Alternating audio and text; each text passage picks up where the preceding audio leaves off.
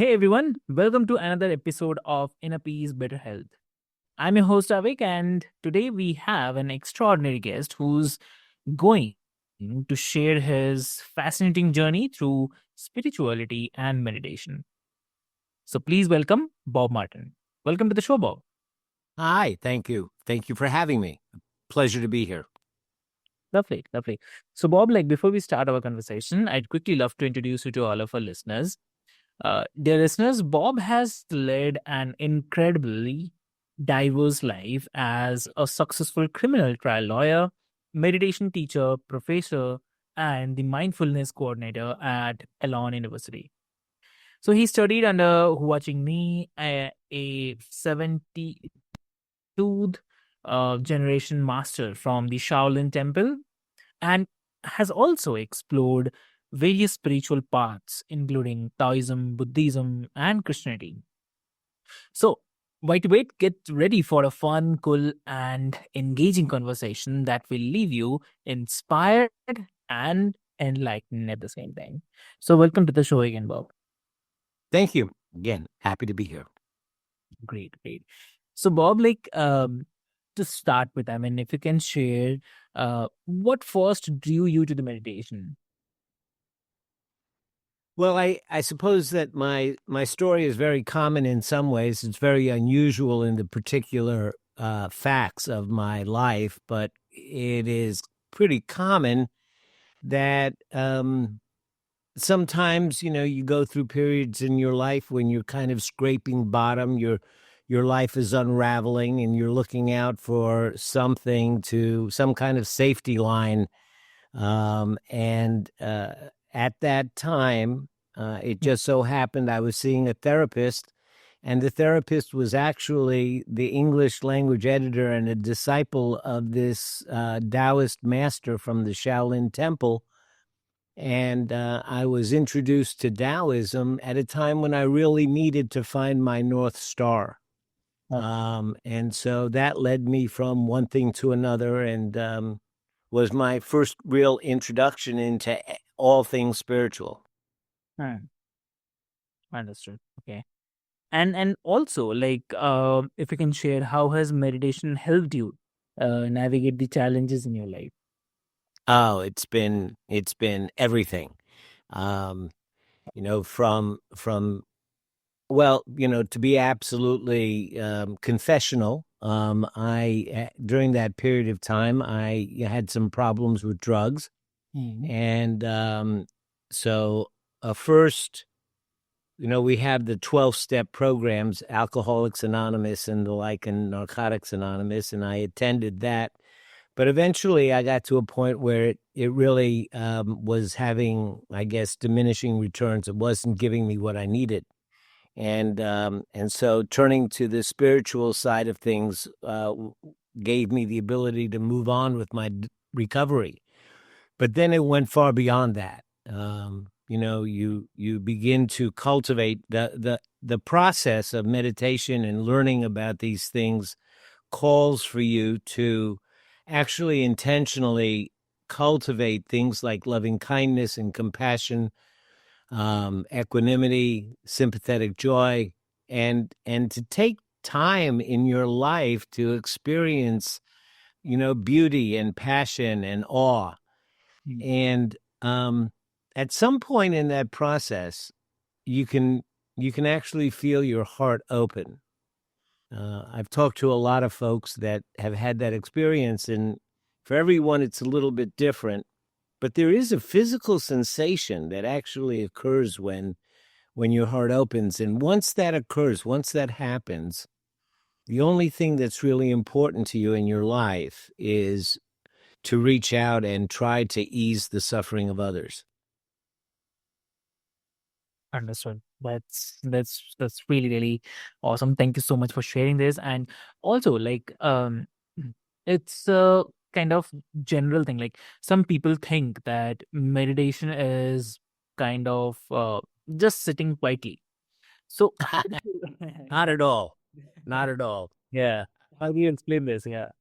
So a lot of people think that meditation is about quieting the mind or emptying the mind or basically having white noise or like no noise and the like, and that is so far from the truth. Even I'm 20 years practitioner, and I still have those crazy voices, and I still have that committee in my head that goes off and tells me what I should have done and could have done, and all of that stuff goes on. Fortunately for me now, it's kind of all retreated into background noise. Yeah. But it's not about quieting the mind. What it is about is being able to become more familiar with your thoughts and your thought patterns. And instead of quieting them or shutting them up, really acknowledging them, befriending them, accepting them, allowing them to be. And we have an expression. It says, what you resist persists, Mm. but what you can be with will let you be. And it's kind of like that with your mind. When you allow it to be as it is, it kind of lets you be. So there is, it is a process and there is a practice and there are, little steps to take. Um, but, a lot of people think that it's some kind of difficult practice where you have to sit in the lotus position all night and not think of anything. And no, I mean, you can do it laying down, you can do it standing up, you can do it hanging from your feet if you want to. Mm. And it doesn't take that long, a couple of weeks, and you can get to a place Yeah. that is life changing. Hmm. Understood. Understood. And also, I mean, can you share a specific moment when meditation made a significant impact in your life?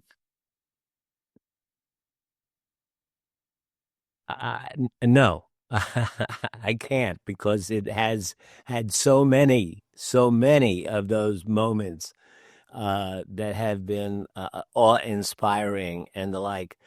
Today, I think where I am right now is that I teach meditation, and the Mm. way that I teach meditation is that my students practice 10 minutes a day, Mm. according to a guided meditation app that I give them. Okay. And they write a log, a short paragraph or two about what their experience was every single day. And Mm. every single day, that log comes to my dashboard, and I have the honor of reading what's going on inside of their heads. And then I respond to it and I give them feedback every single day. And so, what meditation does for me now as a teacher is it thrills me and it excites me to see all of these young minds breaking open and becoming free. And it's just a great honor and a privilege to be able to do that and to watch others, break out of the limiting beliefs that the conditioning has imposed on them. Mm.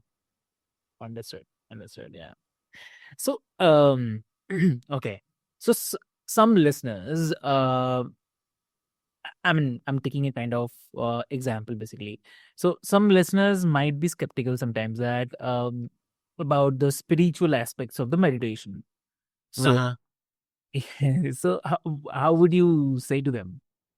Okay, so I teach meditation in spiritual settings. In other words, I teach it to church groups and temple groups, but I also teach it on college campuses where we don't talk about spirituality at all because it's not the culture. And I also teach it among folks that come to libraries to learn. So in secular settings, and Mm. I would say that when I teach it in a secular setting, I'm not talking about anything spiritual. I'm simply talking about the psychology of the brain and how it works. And we talk about brain science, and the brain science is pretty advanced now. And we know that stress and anxiety reside on the right side of the front of the brain. And we know that there's nothing intentional that you can do to reduce that electronic activity there. You cannot. It is impossible. Can't be done. But what you can do is you can build up the electrical activity on the left side of the brain.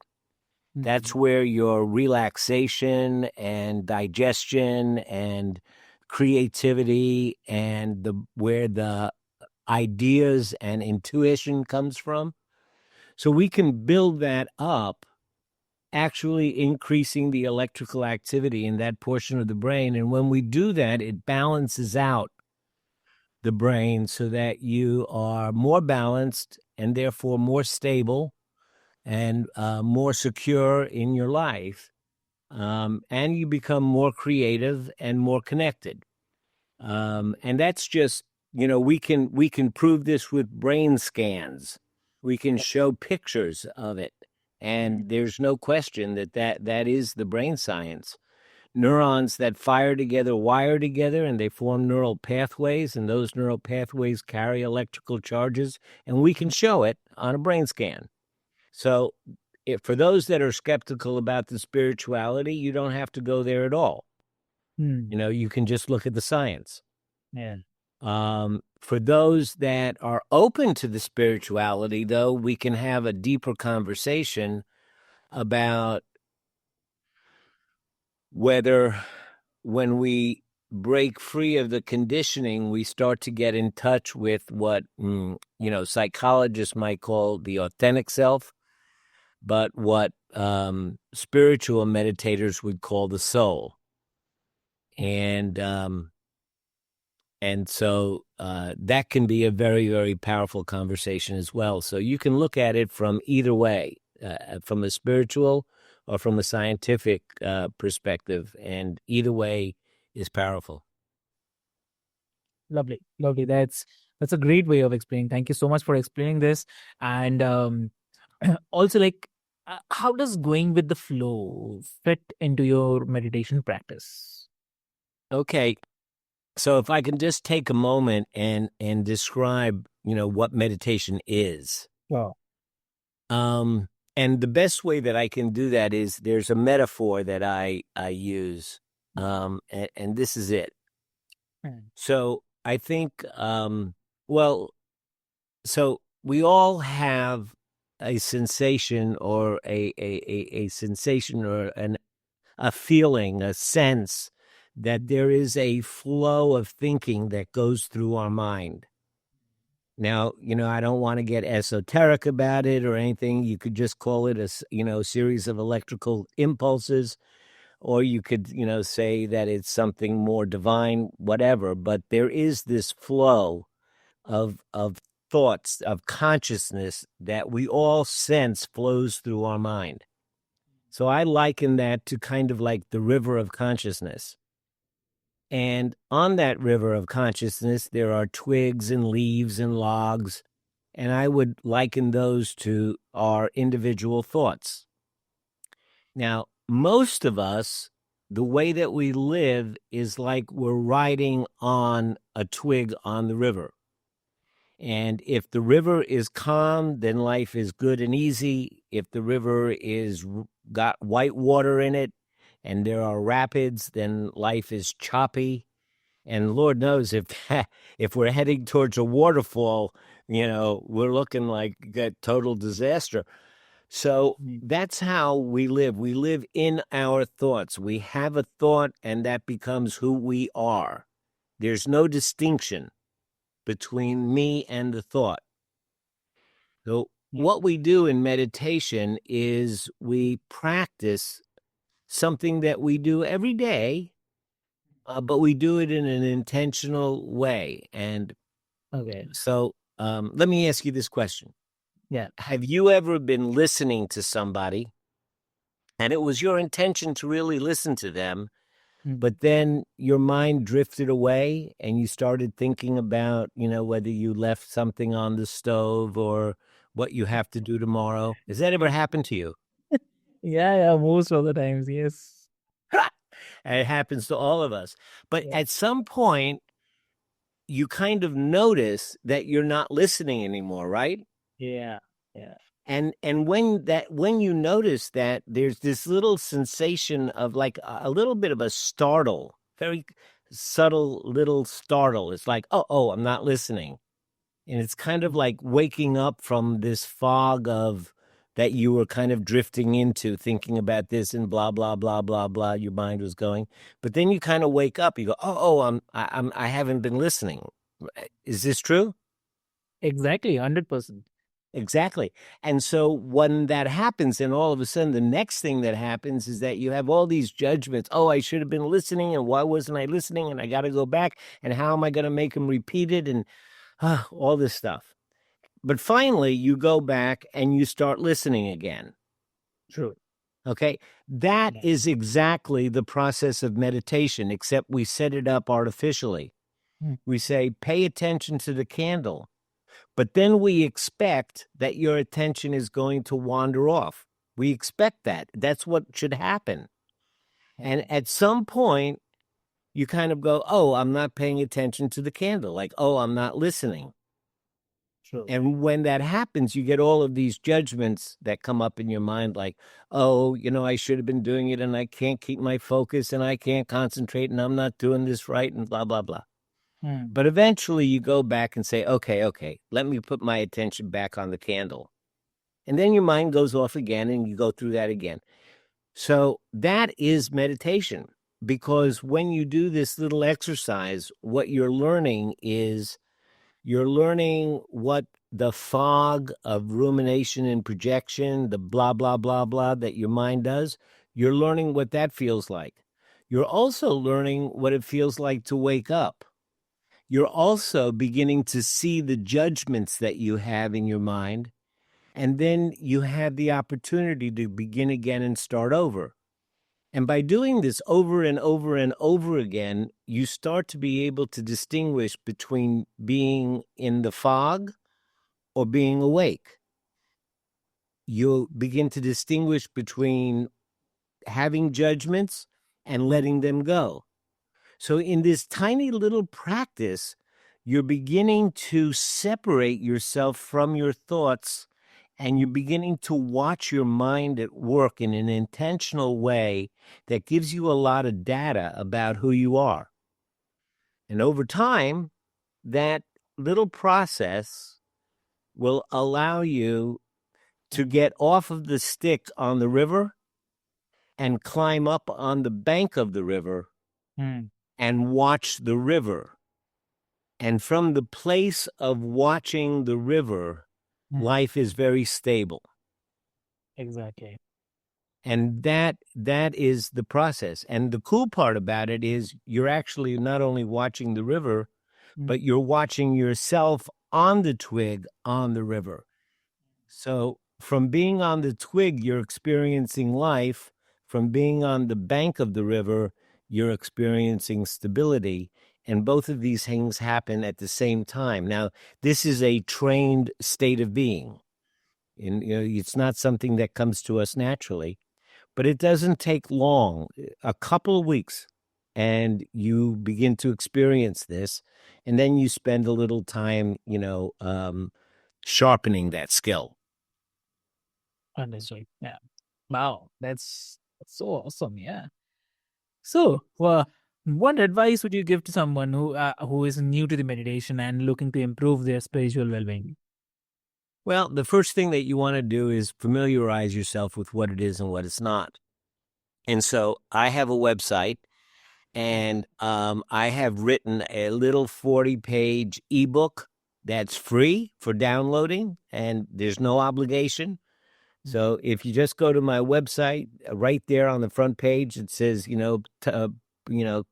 click here to download the ebook, and it can give you some ideas. It's got, a little bit about what meditation is. It's got those instructions that I just gave. It's got some resources in it. Talks about, the various ways that you can learn. So that's a good jumping off place, a good jumping off spot. And then after that, there are books and there are apps that you can use. But I do have to say this. If you are serious and you want to have a say in the matter of your life, and you want to redesign your thinking so that your thinking helps you create the life that you dream of, if that's something that you want, then you really need to get a coach. There's nothing like a coach. Lovely. Great. Great. So, thank you so much, Bob, for sharing your incredible journey and the insights with us today. And I'm sure, like, the listeners have gained a lot of valuable knowledge and the inspiration today. So, for those who are tuning in today, remember that inner peace and better health are within your reach. So, with this, I would love to mention, like, if you have enjoyed this episode, do not forget to subscribe, leave a review, and share it with your friends, family, or someone who actually need to listen to this.